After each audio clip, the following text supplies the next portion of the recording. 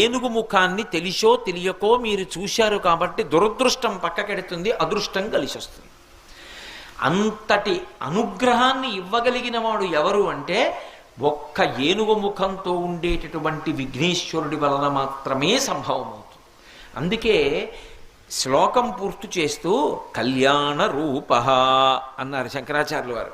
కళ్యాణ రూప అంటే చూసినంత మాత్రం చేత ఎవరు శోభనములను ఇవ్వగలరో, ఎవరు శుభములను కటాక్షించగలరో అటువంటి వాణ్ణి కళ్యాణమూర్తి అని పిలుస్తారు. అంటే మనకి శుభములను ఇవ్వగలిగిన వాడు.